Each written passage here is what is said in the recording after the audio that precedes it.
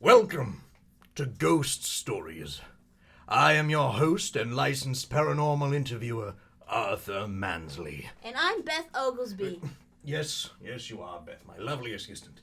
Join us Hi. as we traverse across the continental United States in our trusty but scholarly RV, interviewing ghouls, ghosts, goblins, and everything in between, in an attempt to bridge the gap between monstrosity and humanity and demystify the mystic. Today, we find ourselves in Milwaukee, interviewing our first ghoul of the show, Debra. How are you today, Debra? Oh, hey there. Oh gosh, I'm doing good. It's a rainy day, but it's a good one, eh? Yes. Well, I suppose we should dive right into it. Now, Debra, you are a ghoul. Would you mind, for our viewers who are not so paranormally inclined, explain a little bit about what ghoulism is? Yeah, of course. I'm a recent ghoul, actually. It's been pretty new to me. My ex-husband, he was a vampire, so what happened is I was a human, and he came to me, and he turned me. It was consensual. We just fell apart because of differences, but so I was a human turned vampire, but eventually I was turned into a ghoul because I got human blood, I got vamp blood. It's a big deal. But the thing is, I don't have the weaknesses. So I'm fine in sunlight. I really am. And I don't, steaks won't do it. I mean, ouchie. Really ouchy, but yeah, no, I'm pretty tough. Yeah.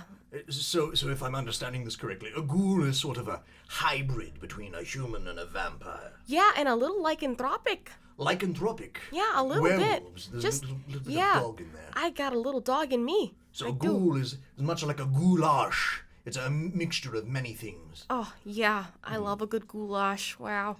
You said your transformation was consensual with your husband, correct? Oh, it was. That was when we had our third. That was Tilly. Oh, wonderful. Yeah. What drove you to choose the life of a demon beast? Well, I just wanted something different. I used to work in the grocery store.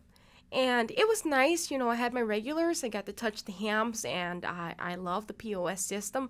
But I just thought that there's more for Debra out there. I've recently been doing a lot of stuff, since I got divorced.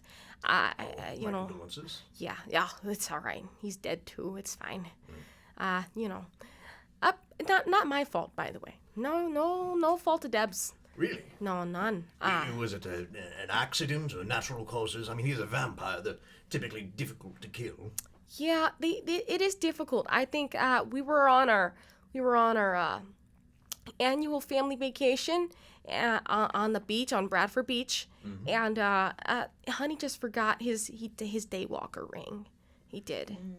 And we were doing that vacation for the kids, and it was hard. But it's all right. I mean, the kids, he was already a vampire, so it's like he's been here a while. The kids are all vamps now. He had to go sometime. So it's just you and the children now. Yeah, me and my little babies. Yeah, I got Billy, Tilly, and Joel.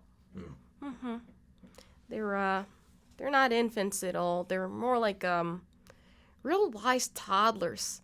We turned them early. We thought it'd be good. Eternal toddlers. Yeah, they're just real small. How does that work in the education system? Are they just eternally in kindergarten, or are they just advancing through the ranks and they're like, wow, that's a very smart toddler? So every now and again they get a little they get how do I say? So they go to kindergarten, but sometimes they like to be challenged. So every few years we tell the world, hey, we've got a couple of geniuses on our hands. And we just let them, play a little Bach, read a couple of big books. And it's fun for them. They have a good cycle going. And then they go back for nappies when they're tired, Well, of course, there's still toddler bodies, still toddler energy levels. Now, you yourself, you mentioned in the past that you worked at a grocery store, retail. Do you still work there now, or since your ghoulification, have you pursued another profession? Oh, no. I had a pretty big pension. I was definitely top saleswoman often, And so, yeah, on that, I've just been traversing the Wisconsin. The rest of the world is in my, my view, I want to travel. I've been doing some fun things like this. I've been dating. Yeah, so no work for me. I'm outward bound, Early retirement, as it were. Yeah. You mentioned previously that you don't have the typical weaknesses of a vampire. No. Does a ghoul have weaknesses, or are they purely just an enhanced vampire? I'd say we're mostly enhanced. I can enjoy myself a little more because I can go and enjoy the sunlight. God, I love getting my vitamin D on the beach. But I mean, of course we can be killed. I'm not God, It just takes a little extra force, you can pop my head off. I mean, you could hit me in the heart with a stake. I suppose you could burn me if you can wait a while, Well, it's good to know that you're still mortal, at the very least, and not doomed to roam the planet for all eternity. Oh, yeah. Oh, yeah, that... I do stay around a long time. I'm not sure how long. I mean, I'm only 65 now, so it's a doozy. And like vampirism, has your aging essentially halted, or...? Yeah, I'm stuck here where I'm at, and 65 is not a bad place. I do have, I've got, I'm spry. Inside, I'm like an 18. I can run a 7.5 on the track. Yeah, I'm pretty limber these days, but I still got these wings. Not real wings. I'm a ghoul, but these got some pretty limp biceps, I'd say. Speaking of your physical appearance, could you describe to the listeners what the differences may be between what either a human or a vampire, what we think looks like, and a ghoul, such as yourself? Oh, yeah. So, well, I'd say even though I'm a 65, I'm like a sexy 65. I like do. Meryl Streep. Yeah. Oh gosh, yeah. Oh God, I love Meryl. I'm flustered. Sorry, No. I didn't mean to No, it's flood your mind with Meryl Streep. it's all right. I like it. No. I'd say, I don't have the normal age and things. Like I don't have too many grays. I got good head of blonde hair. I'd say it's even more shiny, like a golden retriever these days. And otherwise, I'd say I don't sparkle or nothing. No, not unless you notice my Fenty highlight. But otherwise, no. It's just me. It's just Deb. Same old Deb. You'd never know me from your mom in the supermarket, aside from me not being your mom. I see. You mentioned earlier your dating life. Oh, yeah. Is this difficult as a ghoul? Are you primarily searching for other creatures that are tainted with demon blood? Or are you mingling with the humanity? I'd say I'm pansexual. My toddler babies taught me that one. That was a new one. It's hard being a ghoul because people often think I'm gonna eat them. I've got a particular diet for sure. I think I need. I guess I need some meat more than the average person. So that can be a little difficult. I mean, in and outside the bedroom, really. Oh my. Yeah, but otherwise, I have had some luck. I've got a new husband. His name's Daryl, and Congratulations. yeah, thank you. It's real new. But he's a fairy, so. Really, a fairy and a ghoul? Yeah, he's real small, but he's so lithe. Oh my. Well, I think we have to remember there's a family show. And Oh, keep things yeah, safe for sorry. work. Sorry. Sorry. I know I flooded your mind with thoughts of Meryl Streep earlier, and I don't know if that's set you off, but Oh, no. Get it together, Deb. All right. it's perfectly fine. How did you and your current husband meet? I mean, how does a fairy and a ghoul cross paths, first of all? We're both really big into nighttime book clubs. Yeah, we met in a meadow. He's really big into Poe, and I just think it's so cute that he sparkles like that, but he's so dark and deep. Oh God, my Daryl. Book clubs seem common amongst the people we've interviewed. Oh yes, the just because someone is tainted with demon blood, or Also, tainted is a charged word, Arthur. just because someone possesses demon blood coursing through their veins, does not mean they cannot be cultured. I mean, ghosts enjoy ballet, everybody knows this. Oh. So ghouls can enjoy poetry. Come on, Beth. I'm just noticing a common thread. Right. Debra, what do you do when you're not, with your lover? What do you do in free time for entertainment and joy? So there's been some interesting developments, I'd say, around Milwaukee. I really like, well, you've heard me say it, I love the beach. Me and my kiddos, we love going there. There's also, there's a funky little domes. They got these Mitchell Park domes around here. And there's been some interesting fairy concerts, I'd say. You'd be surprised how much those little fellas drink. Yeah. So you're like sightseeing, is what I'm gathering. Yeah, I go to a lot of concerts. I do a lot of radio shows, believe it or not. Really? I've been on some dating games. I get out there, maybe next week I'll join a clown school or something. They got some extremely extroverted ghoul is what I'm gathering here. Oh yeah, I'm a ghoul, but I'm a gal, I'm a gal scout. Well, I would have to agree with you there. You go to concerts. Are these just normal everyday concerts, or are they demonic demon blood concerts? There is a little bit of rituals that happen at these concerts. I think to get into the fairy spot, you do have to give a dollop of blood. You do. A dollop. And then I think I'm not really sure about a lot of this paranormal stuff, but I think they're trying to turn one of the fairy kings into something else. And so, so we get a little vamp blood, we get a little ghoul blood, a little demon blood, and then he drinks it at the end of the night, and the rest of us, we just do a couple of, what do they call them? Flower bombs. Flower bombs. That sounds like a rather intricate ritual for ghoulifying a fairy king. Yeah, he's a spirited fella, I'd say, the fairy king. He's real, he doesn't like it when you call him a fairy, but he is the fairy king, so it's difficult. He only lets us in our inner circle get real close to him. I call him Neil. So. Neil the Fairy King. Wow, Yeah. that is quite a regal title. Is your husband, being a fairy himself, does he have any connection to the king, or is he just a general populace? Oh yeah, no, they're quite close. They're third cousins. Third cousins? Yeah. Oh my. He's a little bit related. We don't talk much about the royal blood because I'm not a gold digger, not Debra. No, not me. I don't gather that from So. short interaction. Yeah. So, but yeah, they're cousins. He goes over there sometimes. Otherwise, he parties. He's a big guy. He's there all the time. He's big on the fairy party scene. So. Yeah. Did you have it? I have another question. You talk a lot. I mean, we're talking a lot about your life now. When you were younger, were you very involved in the, if we're going with your terminology, Arthur, the demon blood scene? Because I mean, you're very involved with in the community right now. When you were pre-ghoul, was there a lot of interaction between? How did you meet your previous husband? Oh, goodness. That just takes me back there. Let me think here.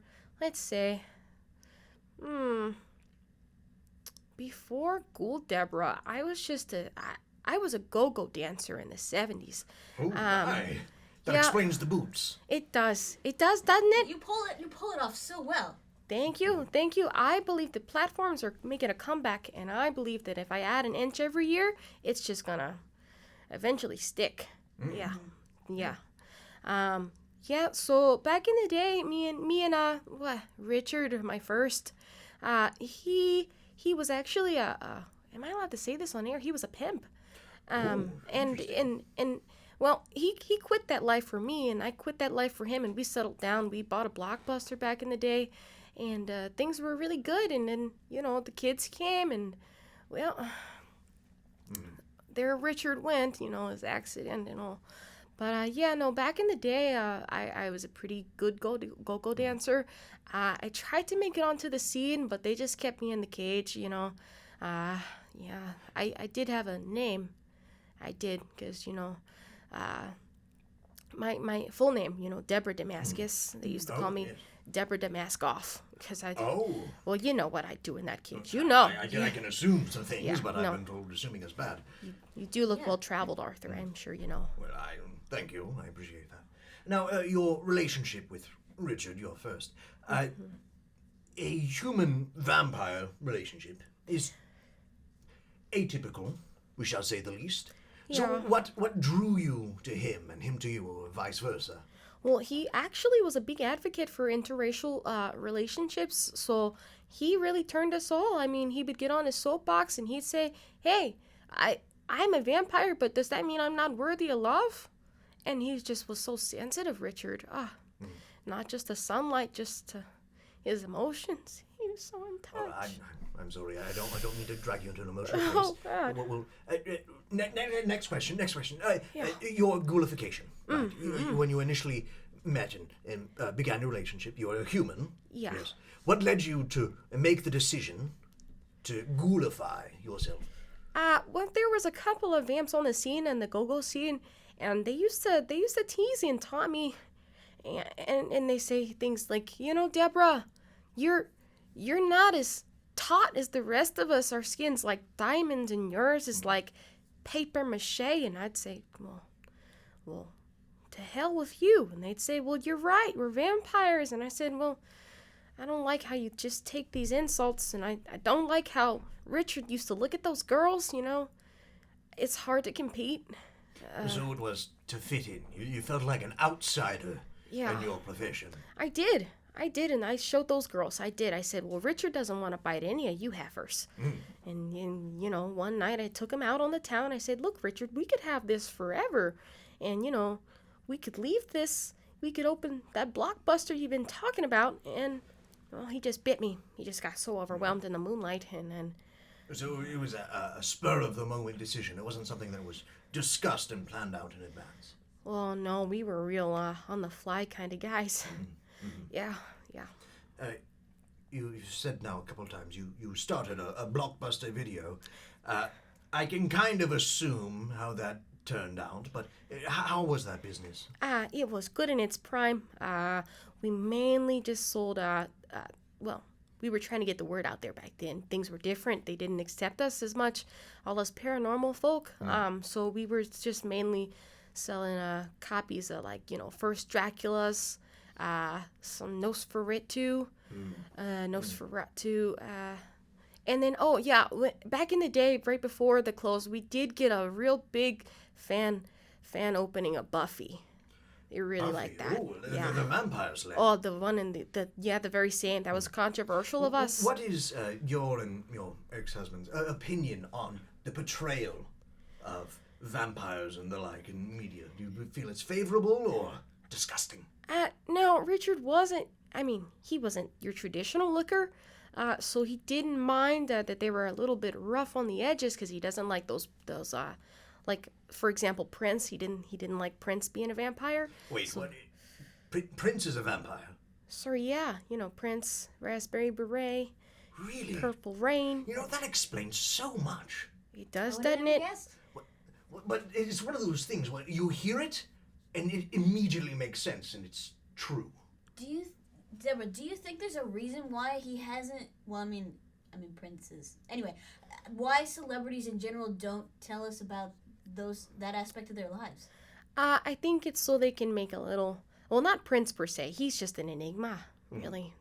Truly. Deep as he looks and smooth, too. But no, I think it's like, you got the Kardashians. They got those skimwear or skimmums or whatever.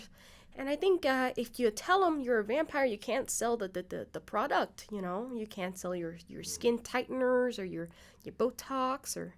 So you believe it was purely a financial decision to keep this aspect of the existence or unlives secret? Yeah, I think it's a big capitalism thing. Wow, that is both heartbreaking and financially smart. Oh, yeah.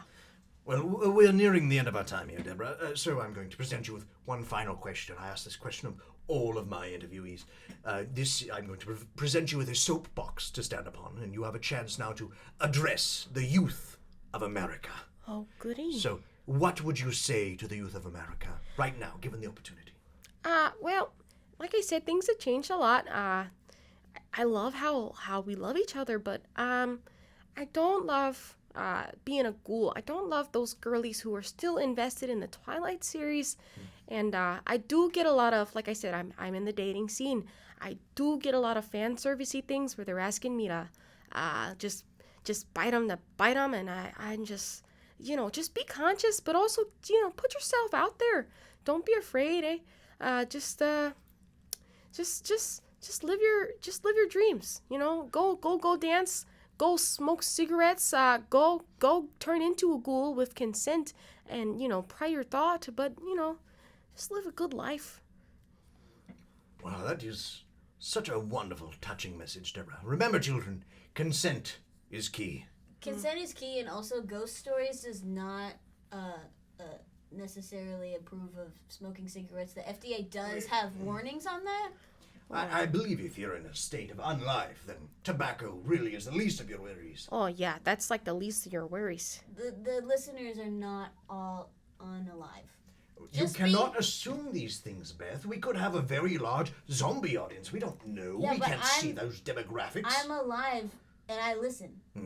So Yes, there's at least one. Okay, maybe not smoke cigarettes. Do something that's wild for your equivalent and maybe safer for your health if you're a pasty normie. Well, a much less exciting answer, but still an answer nonetheless. Thank you, Deborah. Well, that concludes our time here in Milwaukee on Ghost Stories.